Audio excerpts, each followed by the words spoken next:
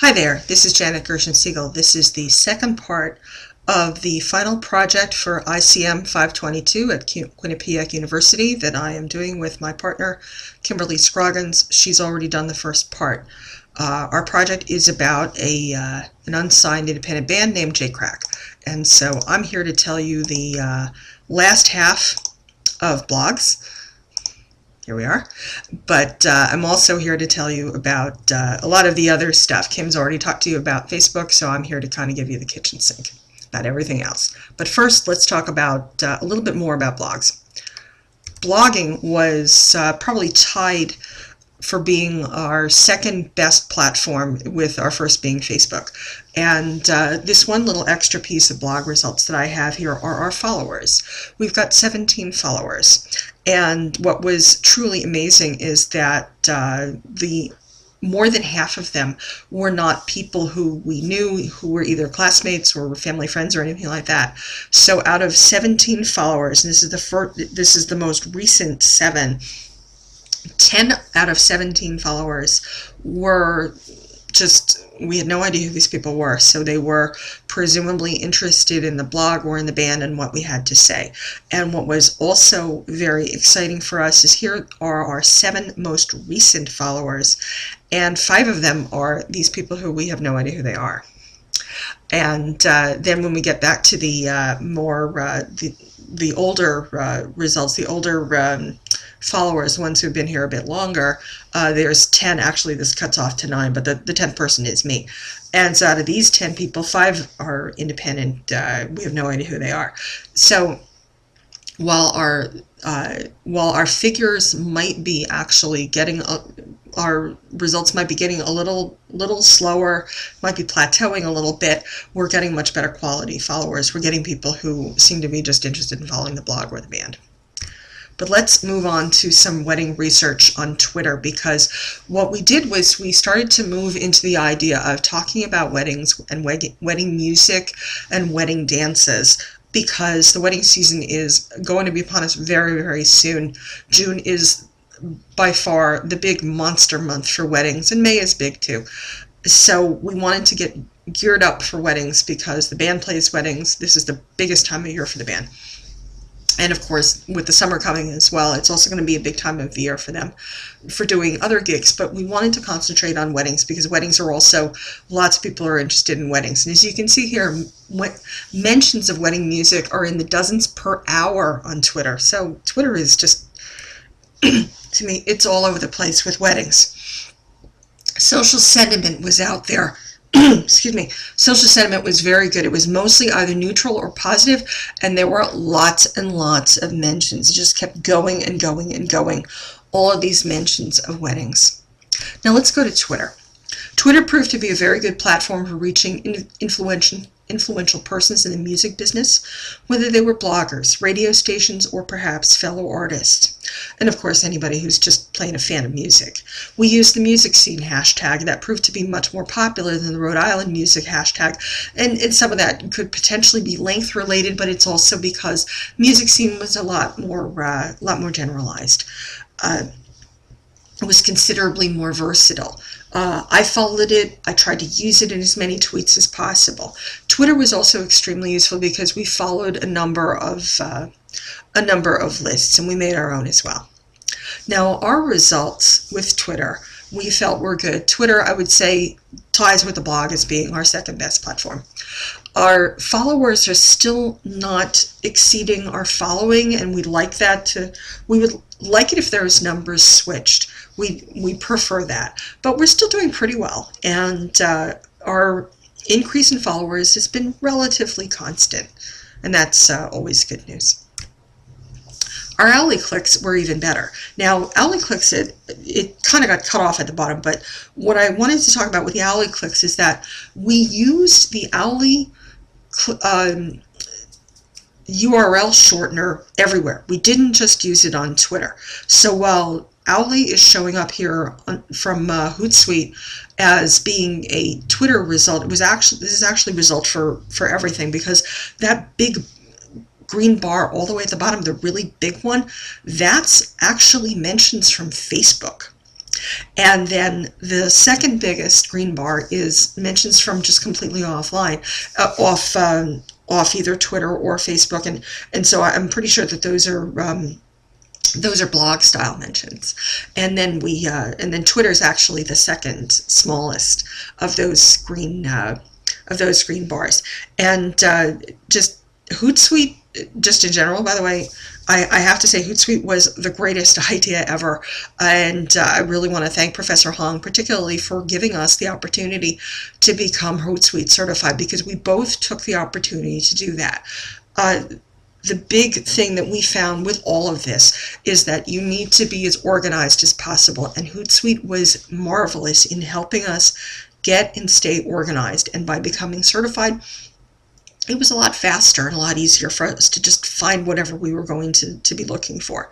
Now, one of the things that I did in terms of trying to figure out what to tweet about, let's go to engagement here, because you can see we've got new followers, and it all goes up in a really nice, pretty nice escalator going up. One of the ways that I found things to tweet about and also blog about and write about in Facebook and anywhere else was I used Google Alerts, and I had 4 of them.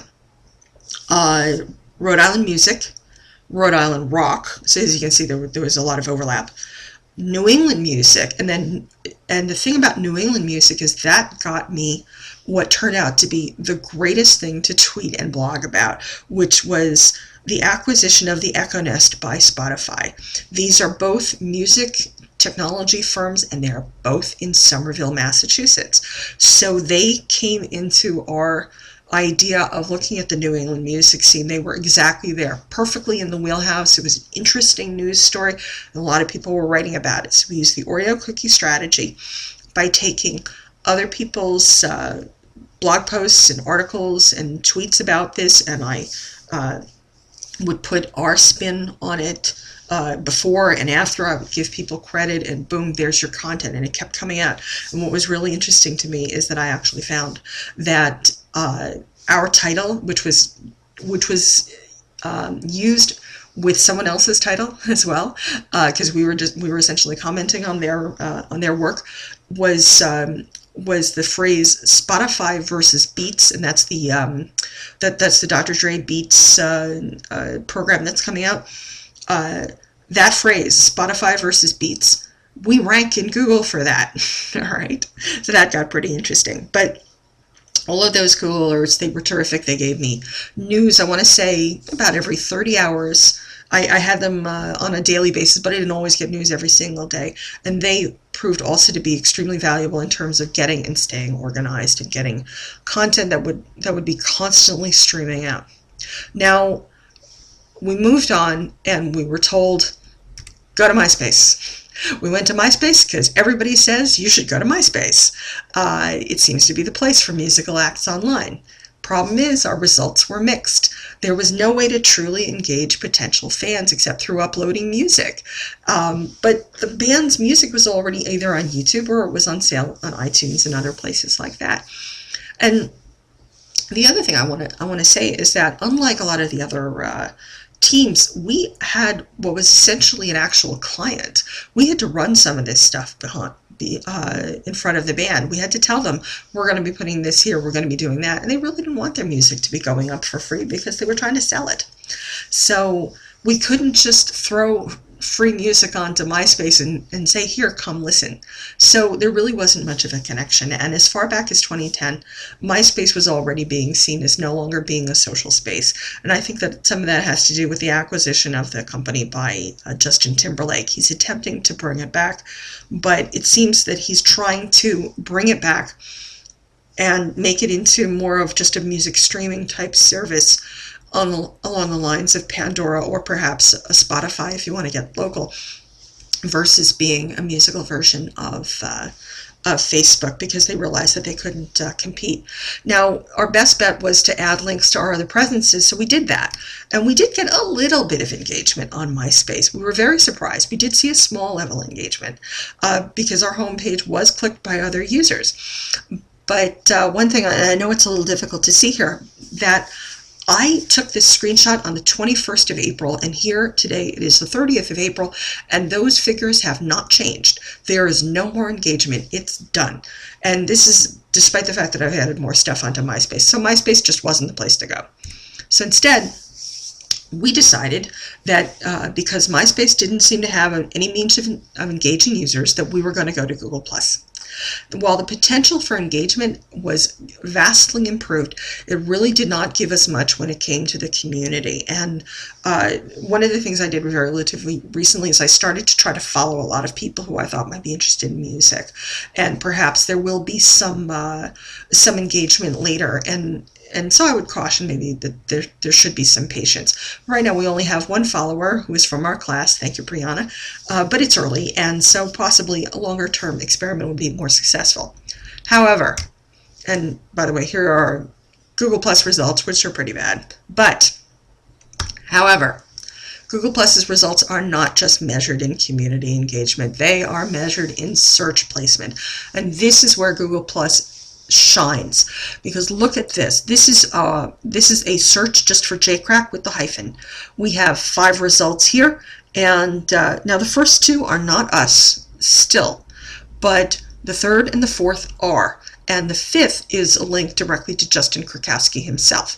So we are getting some play from using Google Plus because that's giving us a nice bump in search rankings. Now, you may be wondering how I got our logo to show up here. I got this to work because I am what is called a Google verified author, and you can just Google, of course, that to figure out how to do it. It's essentially taking an individual Google Plus account, which is my name, and attaching it to a Google to Gmail, which I did, and then attaching it to whatever you are authoring online.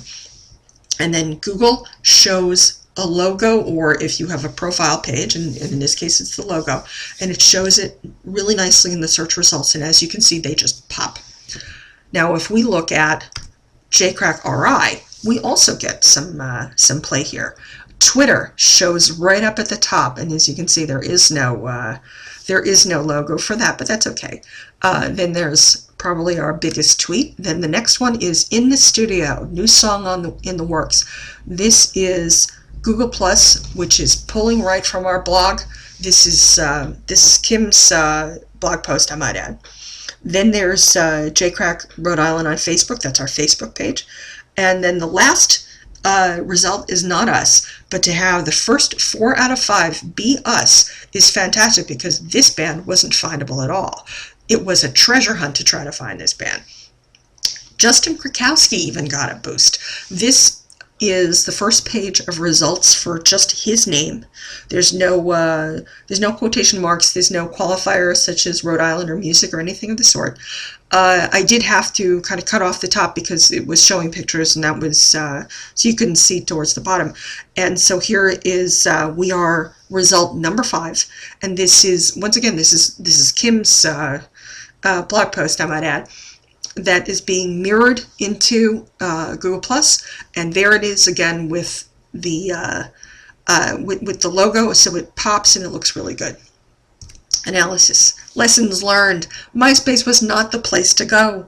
It offered few opportunities for real interaction, and there was a new site, by the way, called Bandcamp, which if I was going to do this and I was going to continue, and I think this band should continue because suddenly they're findable.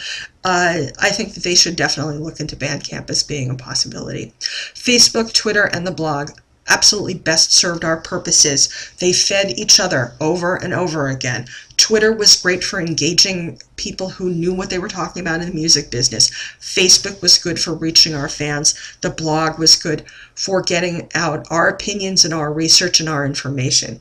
Google Plus offered much better search placement results than its community benefits. Moving forward, I would continue on Twitter, Facebook, and the blog to do the promotions. I would eliminate some of the news features because it's going to become a one-woman show after the semester is over. Kim's going to take it over. I would continue using Hootsuite to spread content to Google Plus, in particular, using Ally links to be able to track results. And I would investigate Bandcamp as a possible replacement for MySpace. I would also as I close, I'd like to take the opportunity to thank my partner, Kim Scroggins. She was fantastic. And I'd like to thank Professor Hong. I think this was a terrific class. I'm looking forward to seeing what everybody else has got. So don't touch that dial. J-Krak has got big things coming. Thanks so much for watching, and this has been a great semester. Thanks.